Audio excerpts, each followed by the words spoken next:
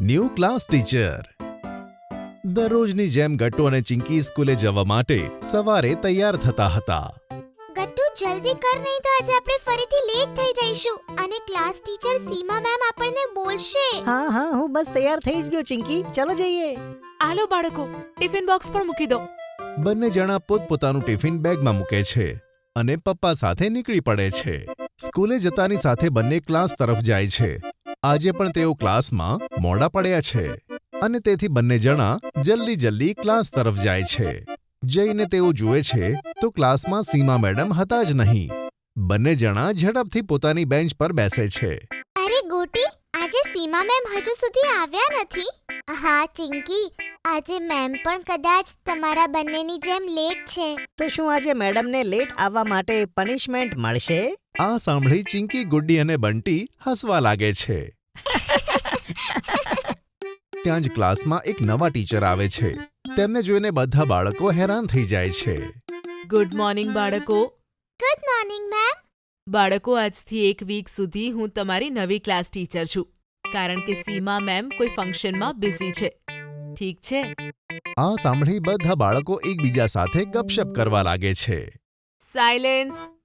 બાળકો, મને મારા ક્લાસમાં કોઈ પણ જાતનું ડિસ્ટર્બન્સ નહીં ચાલે. આવતા 1 અઠવાડિયા સુધી હું તમારા લોકોની અટેન્ડન્સ લઈશ અને પછી 4th પીરિયડમાં મેથ્સ પણ હું જ ભણાવીશ. તમારે લોકોએ મારા ક્લાસમાં એકદમ શાંત થઈને બેસવાનું છે. ઓકે? Okay ma'am. મેડમ બધા બાળકોની હાજરી પૂરે છે અને પછી જતા રહે છે. રિસેસમાં ગટ્ટુ, ચિંકી, બંટી અને ગુડ્ડી નાસ્તો કરતા હોય છે. યાર, મને તો આપણી નવી મેડમ ખૂબ જ સ્ટ્રિક્ટ લાગે છે. સાચું બોલ્યો. આપણે તો તેમની ક્લાસમાં વાત પણ નથી કરી શકતા. ક્યાંક એમણે પનિશમેન્ટ આપી તો? મને તો સીમા મેમની બહુ યાદ આવે છે. બસે જલ્દી પાછા આવી જાય. સાચું કીધું, આપણા સીમા મેમ કેટલા સારા છે ને. સારું, હવે પોતપોતાનું ટિફિન પતાવવા માંડો. રિસેસ જલ્દી પતવામાં જ આવી છે. નહીં તો નવા ટીચર પાસેથી પહેલા પનિશમેન્ટ આપણને જ મળશે. અરે ગટ્ટુ, શુભ બોલ. એવું કંઈ નહીં થાય. આપણે બધા તો સારા સ્ટુડન્ટ છીએ. આપણને કોઈ કેમ વઢે? ત્યાં જ રિસેસ પૂરી થાય છે અને બધા હેન્ડ વોશ કરી લે છે અને પોતપોતાની બેન્ચ પર જઈને બેસી જાય છે. ફરીથી પેલા નવા ટીચર આવે છે. Good afternoon students. Good afternoon ma'am. Good afternoon ma'am. તમે તમારું લંચ સરખી રીતે ફિનિશ કર્યું? Yes ma'am. બીકના માર્યા કોઈ પણ મેડમને જવાબ નથી આપી શકતું. અરે શું વાત છે! લાગે છે તમે લોકોએ આજે સરખી રીતે ખાધું નથી. કોઈનામાં એનર્જી નથી. હવે એનર્જી વગર આપણે મેથ્સ કઈ રીતે ભણીશું? બાળકોને શાંત જોઈને મેડમ આગળ કહે છે. અચ્છા, એ કહો, તમારામાંથી સૌથી પહેલા મને પોતાનું ઇન્ટ્રોડક્શન કોણ આપશે? અને તો પણ કોઈ કશું બોલતું નથી. મેડમ મનમાં વિચારે છે. લાગે છે આ લોકો મારા લીધે નર્વસ થઈ રહ્યા છે. ત્યાં જ મેડમને એક આઈડિયા આવે છે. તેઓ કહે છે, તો એવું લાગે છે જાણે તમે લોકો મારાથી ડરી રહ્યા છો.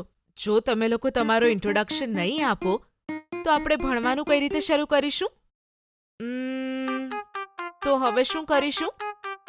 ચલો એક ગેમ રમીએ. ગેમનું નામ સાંભળીને બધા બાળકો ખૂબ જ ખુશ થઈ જાય છે. ગેમ? કઈ ગેમ મેડમ?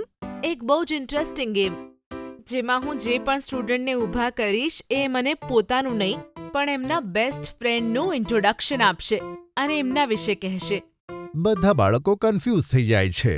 પછી મેડમ કહે છે, અરે તમે લોકો તો મને એકદમ કન્ફ્યુઝડ લાગો છો. ઊભા રહો, હમણાં સમજાવું. બેટા, તું ઊભો થઈ જા. Yes ma'am. હવે મને તારું નામ કહે અને પછી એ બોલ કે આ ક્લાસમાં તારું બેસ્ટ ફ્રેન્ડ કોણ છે? મેડમ, મારું નામ ગટ્ટુ છે અને મારો બેસ્ટ ફ્રેન્ડ તો આ બંટી, આ રહ્યો.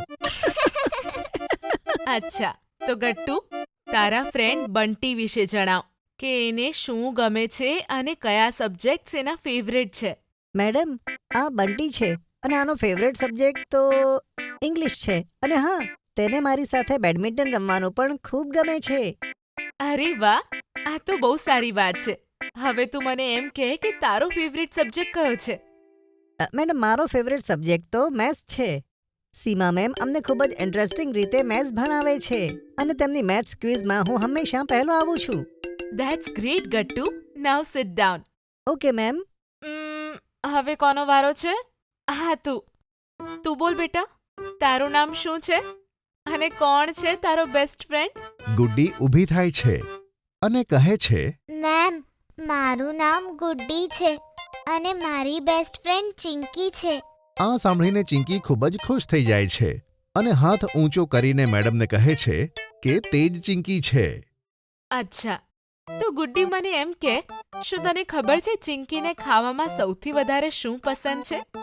હા મેમ, ચિંકીને ખાવામાં સૌથી વધારે ચીઝ સેન્ડવિચ, જે મારી મમ્મી ડબ્બામાં મોકલે છે, એ પસંદ છે. અચ્છા, ચિંકી, શું ગુડ્ડીનો જવાબ સાચો હતો? હા મેમ, એકદમ સાચો જવાબ આપ્યો. Very good Guddi. હવે તું બેસી જા. હવે પોતાના બેસ્ટ ફ્રેન્ડ વિશે મને કોણ જણાવશે? હવે આ વખતે બધા બાળકો હાથ ઊંચો કરવા માંડે છે અને જાતે જ જવાબ આપે છે. બધા બાળકોની મેડમ સાથે દોસ્તી થઈ જાય છે અને બધા બાળકોનો ઇન્ટ્રોડક્શન પણ થઈ જાય છે. બધા બાળકો નવી મેડમ સાથે ફ્રેન્ડલી થઈ જાય છે અને સરસ મજાથી મેથ્સ ભણે છે. આ રીતે એક અઠવાડિયું પૂરું થાય છે અને સીમા મેડમ પણ પાછા આવી જાય છે. ગુડ મોર્નિંગ બાળકો. તો તમે લોકોએ મને મિસ કરી કે નહીં? કર્યા મેડમ. આજથી ફરીથી હું જ તમને ભણાવીશ. મેડમ, તમને ખબર છે, અમને નવા ક્લાસ ટીચર ખૂબ જ ગમ્યા. તેમણે પહેલા દિવસે અમને ગેમ્સ પણ રમાડી. અને મેમ, એમને તો મેથ્સ ક્વિઝ પણ કરાવી હતી, જેમાં ફરીથી ગટ્ટુ જીતી ગયો. એ તો થવાનું જ હતું. હા મેમ, પણ અમને તમારી બહુ યાદ આવી. Yes ma'am. કોઈ વાંધો નહીં બાળકો. હવે તો હું આવી ગઈ છું ને. ચલો, હવે આપણે પહેલાની જેમ ભણવાનું શરૂ કરી દઈએ અને ક્યારેક એ મેમ પણ તમને ભણાવવા આવશે. Okay ma'am. અને આની સાથે બધા બાળકો પોતાની ક્લાસીસ જૂના ટીચર સાથે રિઝ્યુમ કરે છે. ટુનટુન કિડ્સથી પાર્સલ આવ્યું છે. અરે, આવી ગયું પાર્સલ. જાઓ બાળકો, ખોલીને જોઈ લો, તમારા માટે જ છે. વાવ મમ્મી, આમાં તો ઘણી બધી પ્રોડક્ટ્સ છે. આ ફિશિંગ ફન શું છે જો. તમને લોકોને જે લેટર હું કહીશ એ ફિશિંગ રોડથી ઉઠાવીને મને આપવાનો છે. વાવ, હવે આપણે ફિશિંગ કરતા કરતા લેટર્સ શીખીશું. આ જુઓ, આને ફ્રિસ્કી ફિંગર્સ કહે છે. આનાથી તમારી આઈ હેન્ડ કોઓર્ડિનેશન ખૂબ જ સારી થશે. આલુ લેસ અને હવે એમાં એક એક કરીને બીડ્સ નાખવાની કોશિશ કરો. મમ્મી, આ તો બહુ જ કૂલ ગિફ્ટ છે. કેટલા વધારે પ્રોડક્ટ્સ છે આમાં. અમને બહુ મજા આવે છે. આ કયું બોક્સ છે? આ પુન્ટુન કિડ્સનું લર્નિંગ બોક્સ છે, જે અમે લઈને આવ્યા છે નર્સરી, જુનિયર કેજી અને સિનિયર કેજીના બાળકો માટે.